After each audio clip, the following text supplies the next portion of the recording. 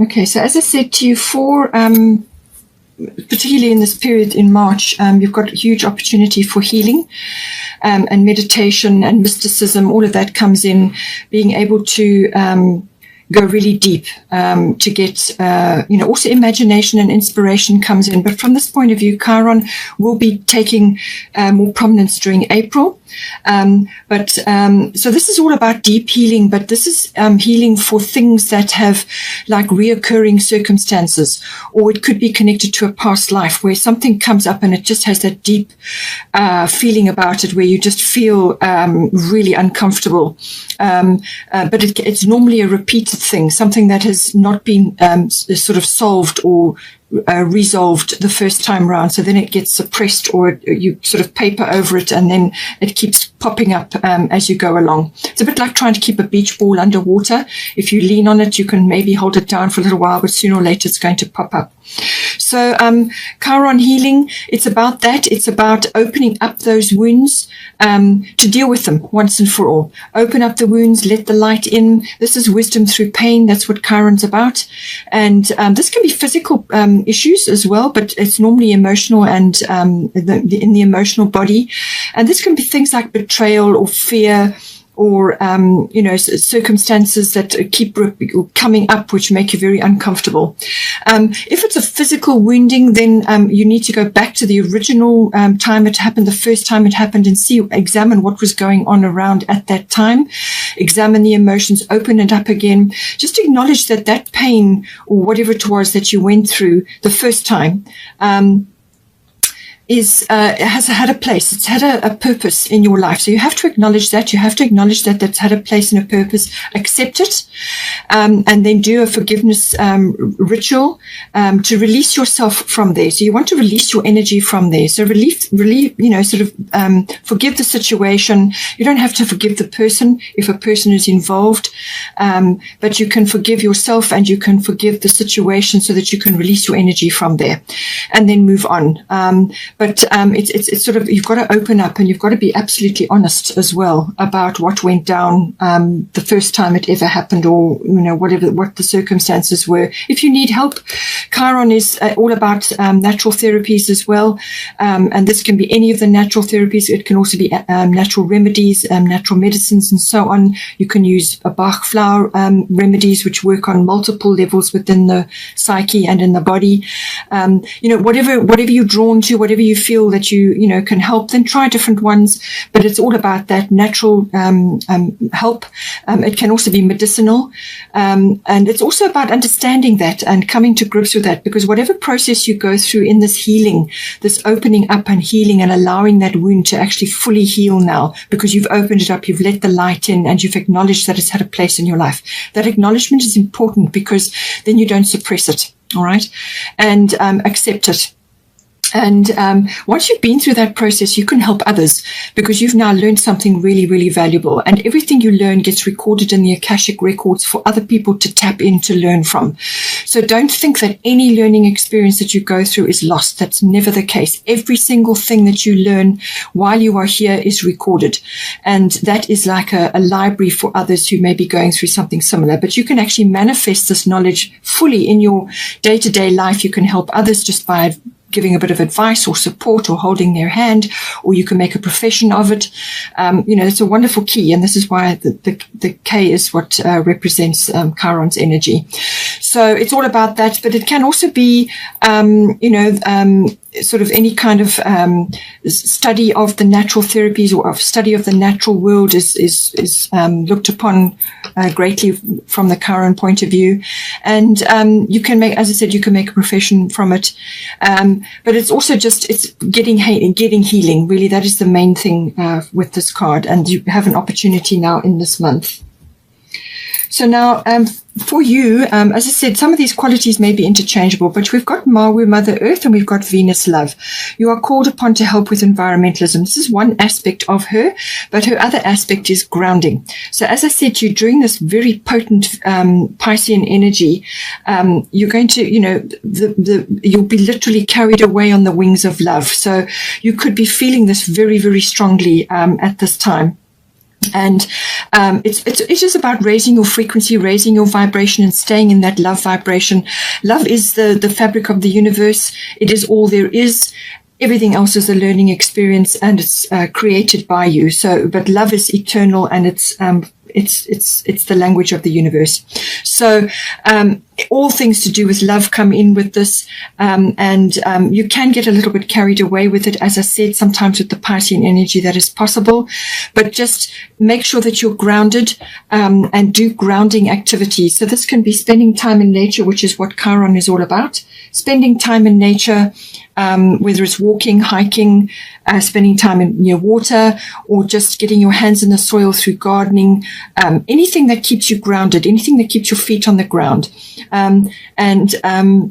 If you can get involved in environmental things, but it can also just be within your home, clearing out toxic things, moving over to more natural sort of products. Lots of things you can do, recycling, whatever you can do to help lighten the load of planet Earth. But also during that process, you can help others. You can perhaps give your time or your energy or donate something to an environmental body, but also just for yourself, stay grounded, get involved, even if it's a neighborhood cleanup or a beach cleanup, whatever you can do. But it's saying to you that you need to ground yourself while this beautiful Venus energy is upon you. It's all things beautiful, all things refined. It's also everything in the beauty industry comes in with Venus. Venus loves the arts, loves anything beautiful, so anything artistic. If you're artistic in any way, shape, or form, you could really be channeling the Venus energy. It also loves luxury, sweet things. And also loves, money. So, spending money may come in, luxuries and so on. So there's nothing wrong with a splurge and all that. Just don't go overboard. As I said, you can get carried away with too much of that, but stay in the love vibration, enjoy this beautiful vibration, but make sure that you are grounded. Then for your person, we've got Scorpio, I transform, and we've got Sich, quiet time. So this person is going through transformation at this time. Very strong energy. This is ending cycles, beginning cycles. They may be dealing with all kinds of deep, dark emotions that are rising to the surface at this time. This can be jealousy, envy, manipulation, control. All of these things may come in, but it is also the rising up of psychic knowledge. So they may be also waking up in some way. But it is very much about transformation. So this is going from one phase into another, or closing a chapter and starting a new one, or just transitioning between cycles. And it's a very powerful phase. Monetary things may also come in. Finance could come in. So they could be grappling with a number of things at this time. But they could also be transforming from past behaviors and actually going forward into a new phase. It can also be regeneration or renewal of something. So they could be going back to something, or they could be returning to an interest of theirs, or it could be a career, or they could just be renewing themselves in a way. And this can be bodily, so this can be through the sexual energy. They could be going through a phase of renewal or regeneration. But it's a very powerful energy, and anything to do with sex, anything to do with death, anything to do with rebirth comes in with Scorpio. So the death is normally symbolic, and that is the ending of something in order to be able to start something new. But it can also be to do with, it can be somebody's physically passing around them, but usually it's like an ego death, or some other aspect of their life is falling away. And so they're transforming through that. And then the rebirth, as I said, is regeneration, renewal. Now for Sich, take some quiet time alone to rest, meditate, and contemplate. So this is how they're going to get through this energy. They need time just to be by themselves, or quiet time with you, where, there's external stimulus is gone and they can just process this energy. And spending time, in nature or exercise or whatever it is that does it for them to keep them wholesome and balanced. Outlets for this very powerful energy. They need an outlet. And for some people, it would be meditation. meditation, quiet time. And for others, it's some other, perhaps spending time in nature, but on their own, or exercising or whatever. But quiet time is required, and this is to access inner wisdom and inner knowing and inner knowledge to guide them forward. And the strong meditation energy coming in here. And this can be in nature or indoors or wherever it is that they like to be. But it needs to be quiet. So, distractions need to be phased out so that they can really go within to tap into the psychic energy, which does rise up with Scorpio as well. So it's a very deep energy, very deep, dark places can sometimes be tapped into, and things can be rising up. Things that were not known before can be rising up. Now, this can be secrets. It can be things that they didn't notice or didn't see before. Now they're seeing it. But just things can rise up from the deep to be acknowledged and to be dealt with. And this, as I said, can be the Chiron healing. So this can be past situations, relationships, problems, whatever it is, rising up because there was a wounding around that original event, and that needs to be dealt with, that needs to be acknowledged, it needs to be opened up and really cleansed and acknowledged. There's a forgiveness a ritual that needs to be happening there, and that can be simple.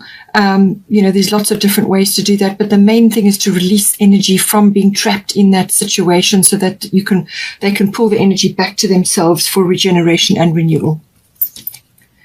Then we've got here, for the current situation, 8th house endings and beginnings. So as I said, this is Scorpio rules the 8th house. All right. So these two are very prominent, and it's more than likely to do with your person.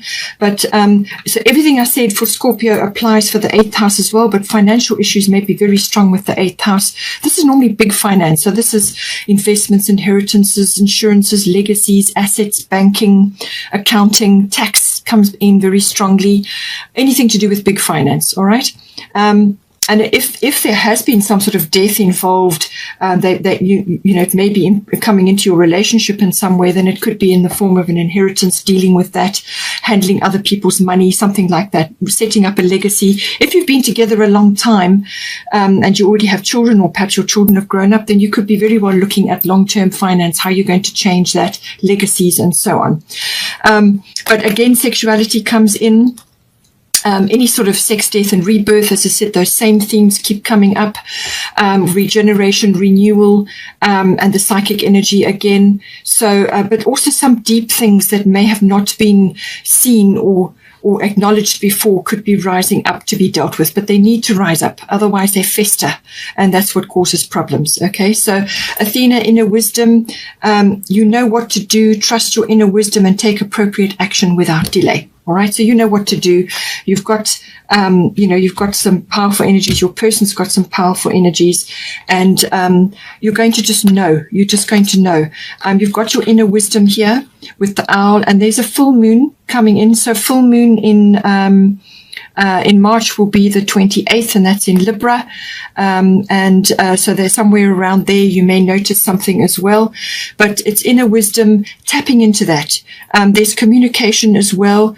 And you've also got the angel wings. So this is, you could be hearing things, you could be getting downloads, you could be intuiting things, and this is going to guide you. But as I said, psychic knowledge comes in very strongly with the 8th house, the rising up of that inner knowing, that deep knowing. So all of this is going to assist you. You know what to do. You're going to know what to do, and you just move forward with whatever guidance you get at that time. There could be a little bit of jealousy. There could be a little bit of control. There could be a little bit of manipulation going on here, whether this is externally coming in from other situations around you or within the relationship. But I feel it could be external. That's sort of coming in. But you've got opportunities for resolutions and the endings of things, resolutions and endings, old cycles, ending things that no longer serve you, and resolutions to probably long-term things. You've got the opportunity that, and this is going to be long experiences and woundings from long ago that need to be aired and sorted out now.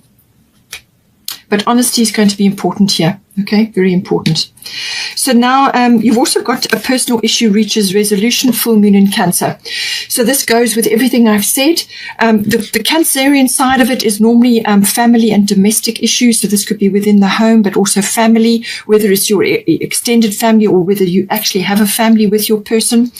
So, but something is going to come up for resolution. And with the Cancerian energy, as I said, it's all about family. It's about nurturing yourself and others. It's also about, tapping into your deep instincts and intuitions. Instinctual, very much with Cancer.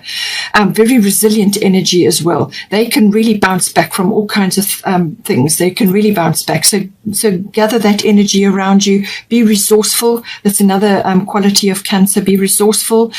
And, nurturing, looking after your loved ones, closing in to protect them. It's a very protective energy. It's also, full moon is like a result. But it can also be about forgiveness and gratitude as well. So there is, as I said, forgiveness that needs to come in here, whether it's something to do within the relationship or whether it's your person needs to forgive past circumstances in their life or earlier stages in your relationship. You just take it as it resonates for you. I mean, you may only just be starting on your relationships, and this is going to apply to previous situations, experiences, and your energy gets trapped in those experiences, and your attitudes gets molded around that. Even though you've outgrown it and you've now moved on to somebody else, your energy gets trapped there. You've got to release that. Okay, so this is all about that. But it's also, it's a very emotional energy. Very full moon is very emotional. So emotions will be high, but you've got the opportunity for resolution. Just do the work, do the inner work, and I'm sure you will get through that.